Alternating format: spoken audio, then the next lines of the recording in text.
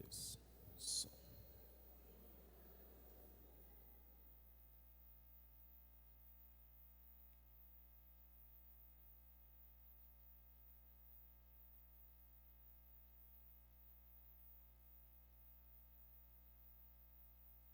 Glória a Deus. Meus irmãos, a paz do Senhor Jesus Cristo. Louvado seja o Senhor mais uma vez por esta oportunidade tão graciosa de estarmos aqui esta manhã tão maravilhosa para cultuarmos a Deus, para aprendermos a sua bendita palavra. Meus irmãos, a nossa lição de hoje tem por título Apocalipse, uma mensagem de Cristo para a sua igreja. Amém, irmãos? Nossa lição de hoje tem 3 objetivos. O primeiro objetivo é mostrar a necessidade de arrependimento. Segundo, ensinar que a promessa é para aqueles que vencer. Terceiro, incentivar o relacionamento com o Espírito Santo. Amém, irmãos? Essa nossa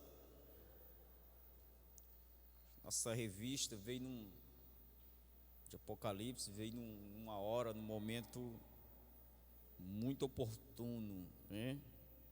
Que possamos desfrutar dessa revista. A mensagem profética. Na lição anterior tivemos nosso primeiro contato com as 7 igrejas da Ásia.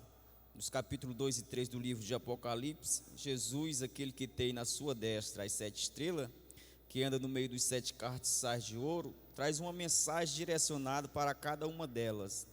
Devemos lembrar que nos momentos finais de seu ministério terreno, Jesus disse que estaria sempre com a sua igreja. Veremos, portanto, na mensagem às 7 igrejas, o cuidado divino com sua igreja em todos os tempos. Então, irmãos, o livro de Apocalipse é um livro profético, né?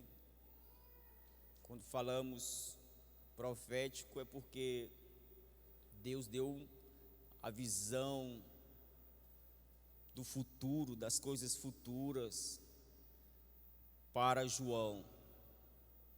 Isso não quer dizer que quando lemos o livro de Apocalipse possamos aprender que o livro de Apocalipse só fala das coisas futuras. O livro de Apocalipse também fala das coisas atuais, das coisas presentes. Mas uma boa parte, ou a maioria da parte do livro de Apocalipse são profecias. Porque 7 igrejas da Ásia. O número 7 na Bíblia fala de perfeição e completude. Isto nos faz entender porque não temos apenas uma mensagem, 2 ou 10 às igrejas da Ásia. Onde o número 7 aparece no livro de Apocalipse, em geral, temos uma revelação ou lição divina a ser aprendida. Devemos lembrar que o livro de Apocalipse é o livro profético do Novo Testamento. Sendo assim, vemos que estas 7 igrejas representam a igreja de Cristo em toda a sua história, em todo o seu ciclo de sua existência, desde a sua fundação no dia do Pentecoste até o arrebatamento na volta de Jesus. Então, irmãos, é importante, é necessário, é prudente, quando lemos o livro de Apocalipse, percebermos esse simbolismo, né, para podermos compreender a sua mensagem. Por que que muitas pessoas, quando lê o livro de Apocalipse, dizem que é um livro difícil de se entender, de se interpretar? Porque o livro de Apocalipse, ele, por ser um livro profético, ele está cheio de simbolismo, às vezes de tipologia, que nós temos que ter a prudência, a direção do Espírito Santo de Deus, para encontrarmos o significado dessa simbologia. Se você ler o livro de Apocalipse, você vai ver por várias vezes o número 7 aparecendo nesse livro.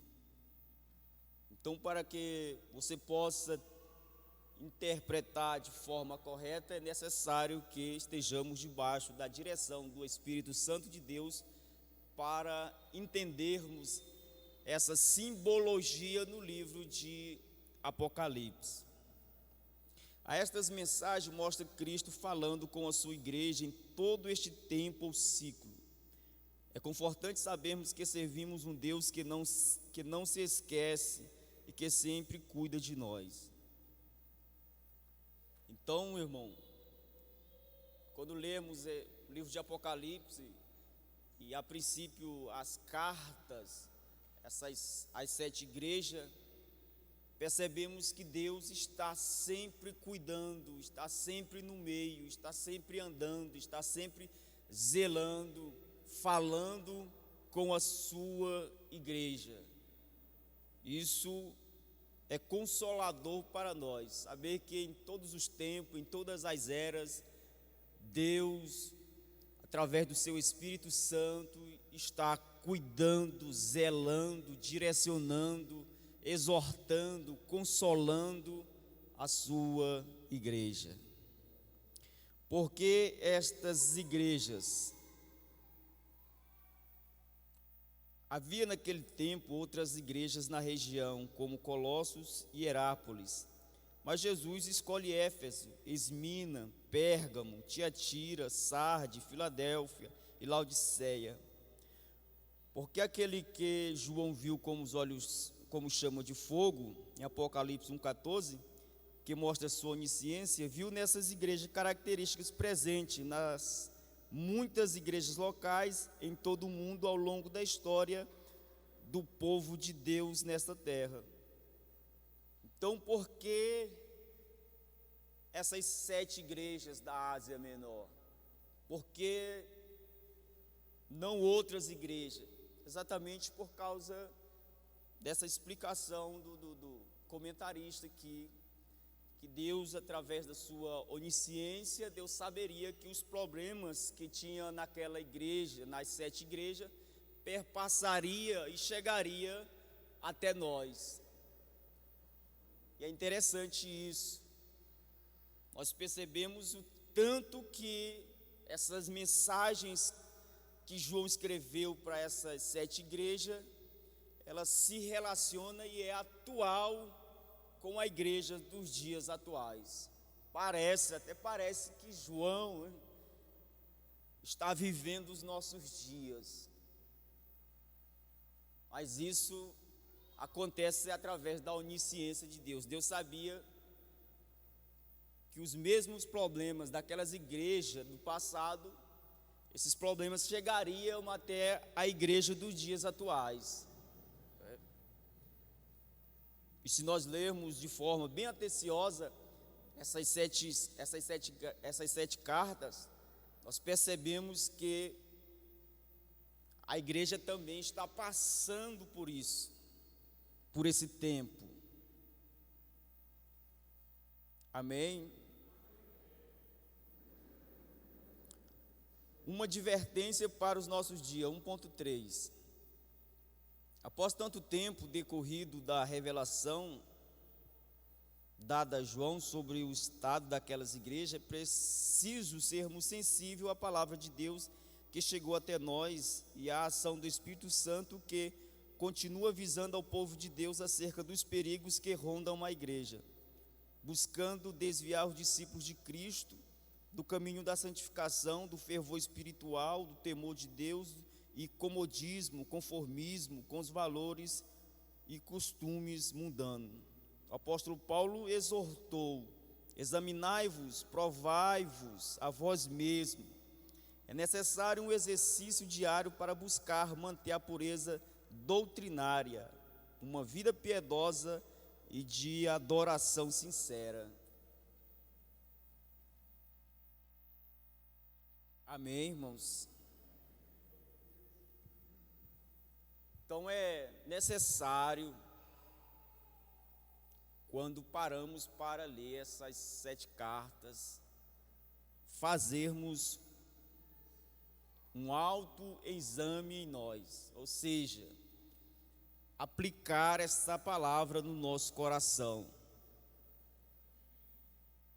examinar a nós mesmos, procurar saber se nós não estamos vivendo esses mesmos problemas dessa igreja, dessas 7 igrejas da Ásia Menor.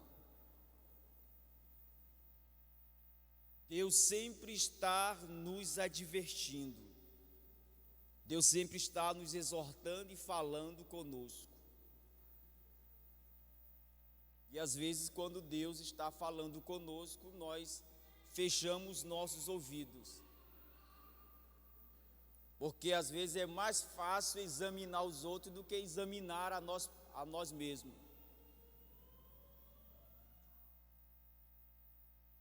Já participei de muito culto,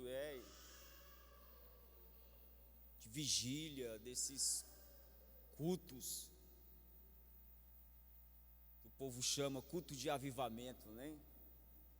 Muitas vezes eu ouvi, quando o pregador estava pregando, alguém gritar do meio da igreja: pega ele, Jeová,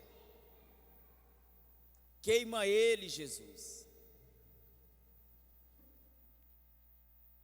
Porque é mais fácil aplicar a palavra para as outras pessoas do que aplicar a nós.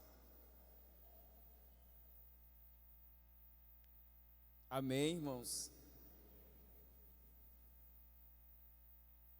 A mensagem de Cristo. As mensagens às 7 igrejas da Ásia são um verdadeiro raio-x na igreja de Cristo, mostrando características e qualidades admiráveis, mas sem esconder erros, desvios doutrinários e fracassos morais e espirituais. Aquele que tem olhos como chama de fogo, seu olhar é como um raio-x, né?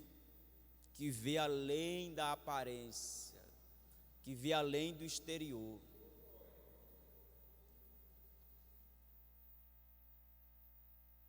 Quando lemos as cartas, essas 7 cartas, nós vamos ver que elas têm um padrão.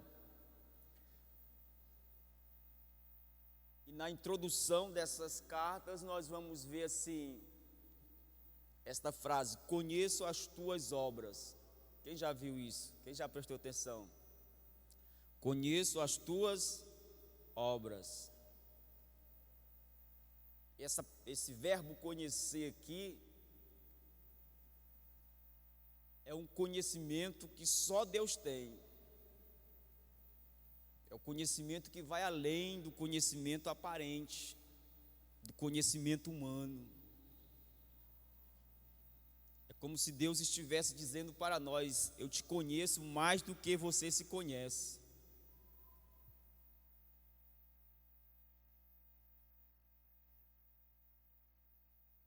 Então,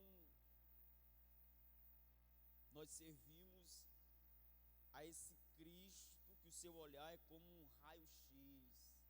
Ele conhece o profundo, ele conhece as motivações, por que nós fazemos, por que nós estamos aqui, qual é a intenção.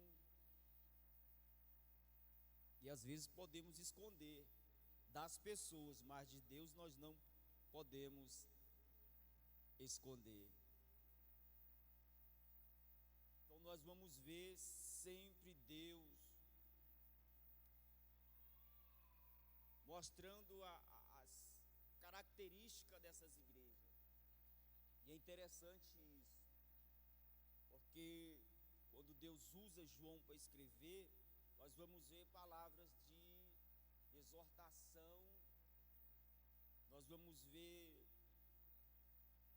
Jesus falando através de João das qualidades dessa igreja, mas também apontando os erros morais, espiritual da igreja. Deus aponta os pontos fortes, mas também aponta os pontos fracos.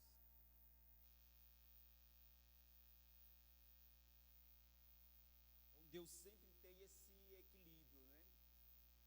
Ele não mostra só as qualidades, porque as igrejas tinham qualidade, mas também tinham falhas, distorção doutrinária. Só que mais interessante ainda é que quando Deus falava da distorção de caráter, da distorção moral das igrejas, Jesus também sempre mostrava o caminho da correção.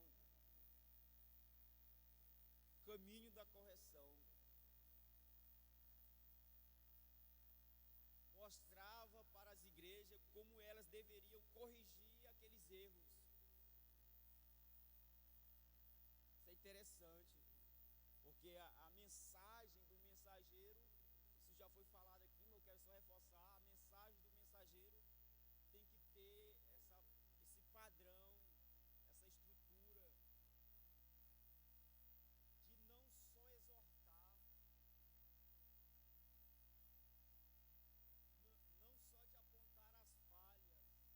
mostrar o caminho da correção para ela.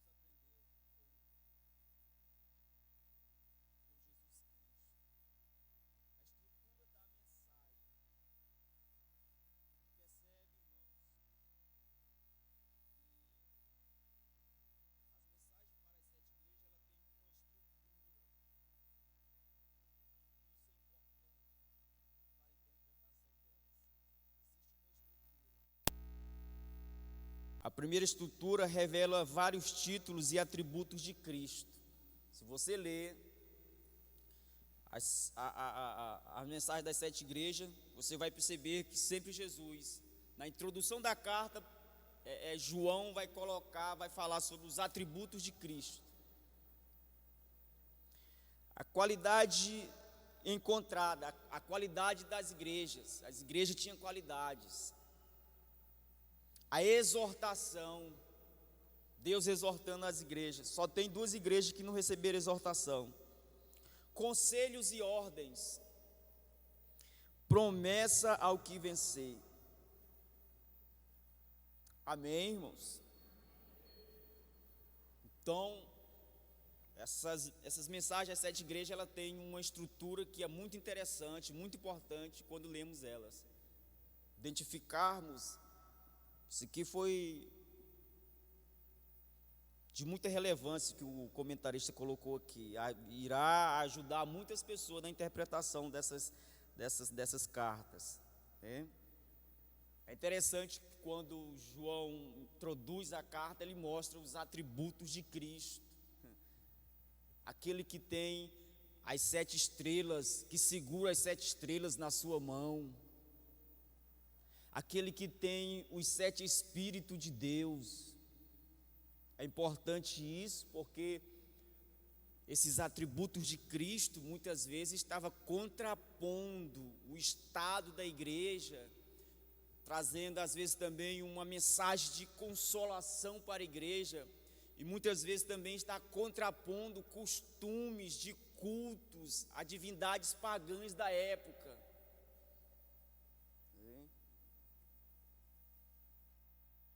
É importante nós prestarmos atenção para isso. Quando escreve a igreja de Éfeso, vai dizer: aquele que tem as 7 estrelas, que segura as 7 estrelas das suas mãos. Quem são as 7 estrelas? São os 7 anjos, os 7 pastores, os 7 líderes da igreja. Então, aquele que segura, fala de autoridade, aquele que guarda, aquele que não deixa cair.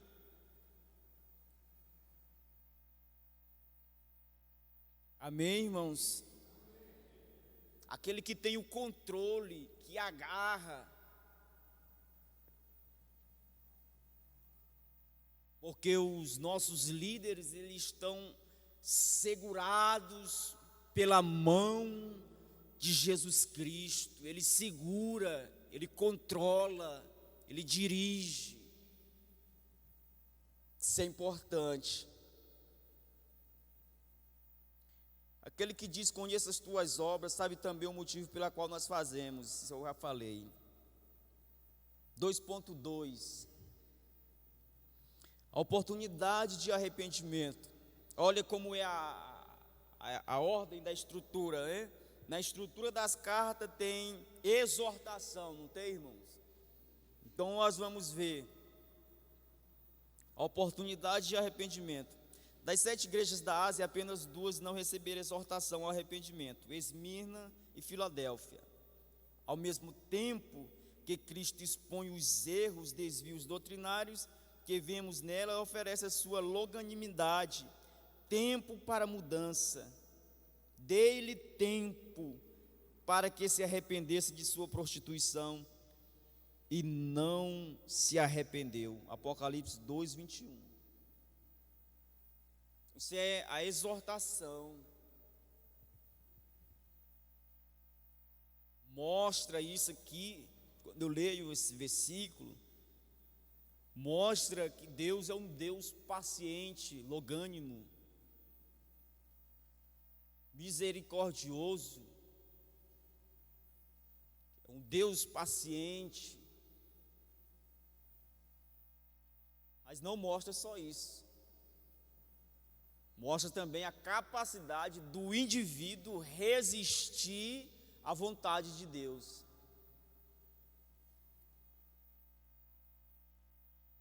Porque em detrimento disso, muitas pessoas pregam que a graça é irresistível, hein?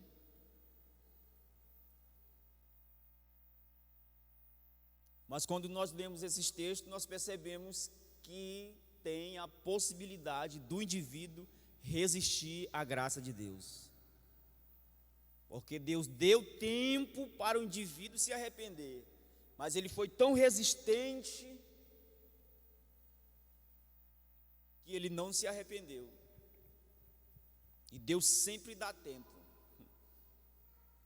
E durante esse tempo que Deus dá, Deus sempre vem falando, exortando, confrontando.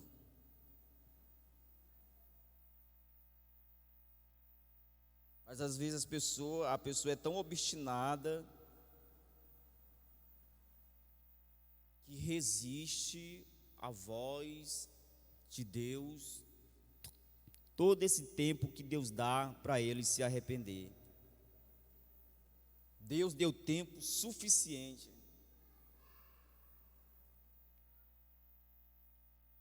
Deus dá tempo Só que nós temos que ter a prudência também de quando anunciarmos a mensagem do Evangelho, é advertir as pessoas que não haverá, que esse tempo um dia irá acabar, que a porta da graça um dia irá se fechar. Não podemos ser levianos com a mensagem do Evangelho. Quando João Batista começou a pregar, ele disse: arrependei-vos, porque o reino de Deus está próximo.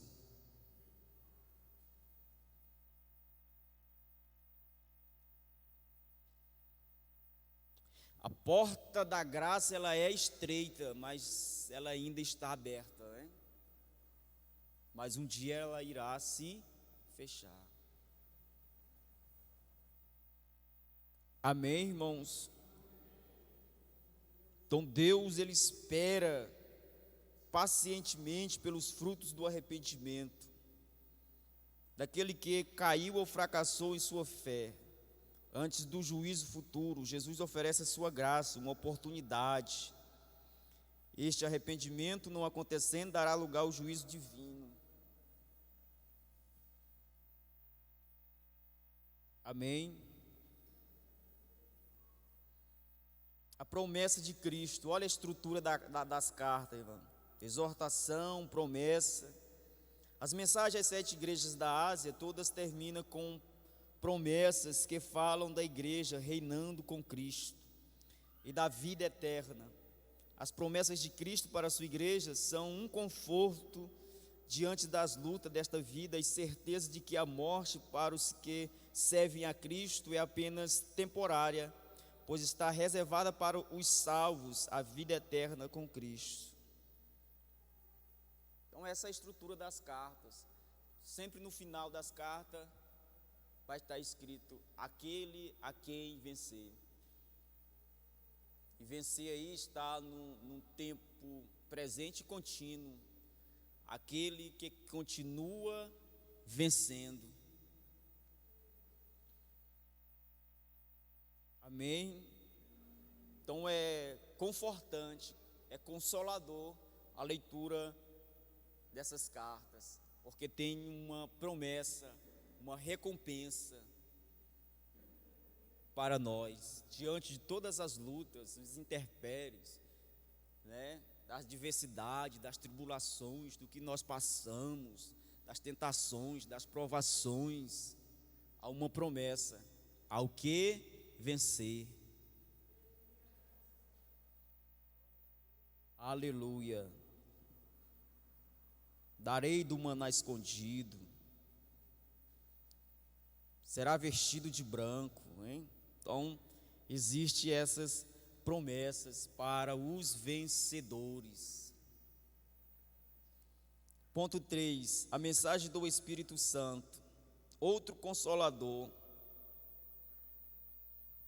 Esse consolador tem alguns papéis, né? O Espírito Santo tem a sua função de ensinar todas as coisas, e faria lembrar de tudo que o Mestre ensinou, testificaria de Cristo, convenceria o mundo do pecado, da justiça e do juízo. Então, outro consolador, outro aí no grego outro, mas da mesma espécie, da mesma natureza, da mesma substância, hein? Mostrando que o Espírito também é divino, o Espírito também é Deus. Então o Espírito Santo tem essas funções de ensinar todas as coisas, de testificar de Cristo.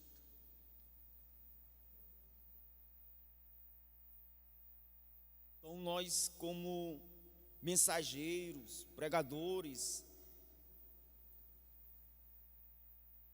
nas nossas mensagens, precisamos, pelo Espírito Santo de Deus, testificar de Cristo. Qual é a mensagem que o Espírito Santo está? Qual é a mensagem que o Espírito Santo de Deus honra? É a mensagem que testifica de Cristo, que fala de Cristo, que anuncia a Cristo.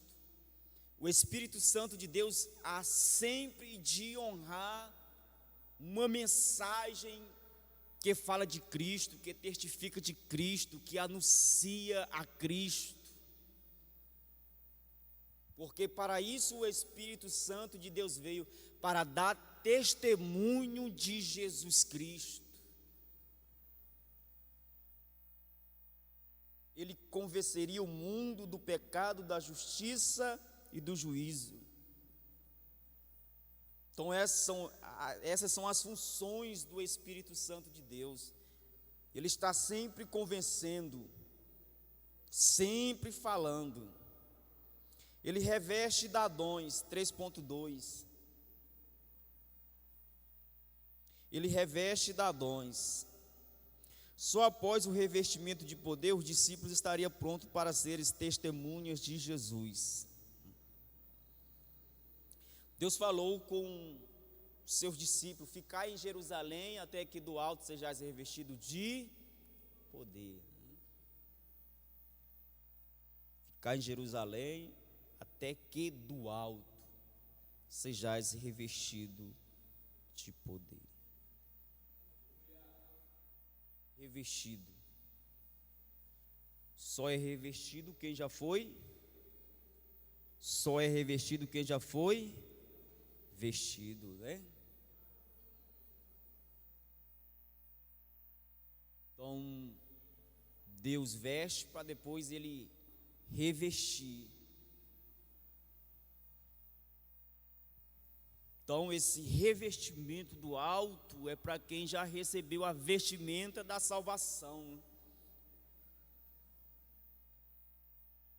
Uma vez que uma pessoa aceitou a Cristo, ela é vestida da sua pessoa.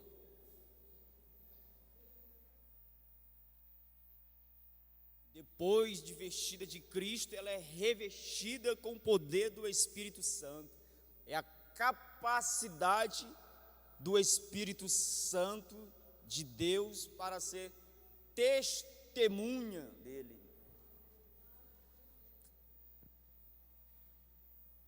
E a palavra testemunha aqui é interessante em Atos 1:8, né? Que a palavra testemunha ali é mártir. É uma pessoa que está disposta a morrer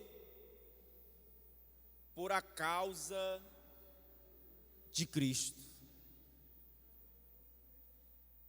Então, muitas vezes nós queremos ser testemunha, mas não queremos ser mártir.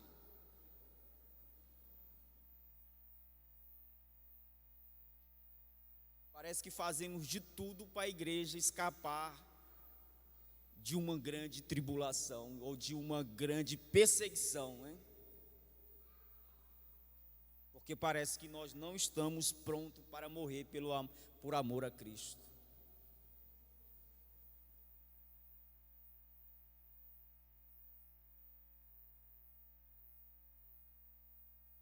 Então Deus reveste com poder para as pessoas serem testemunha. Oramos para que Deus aviva a sua igreja. Oramos ou não oramos, irmão?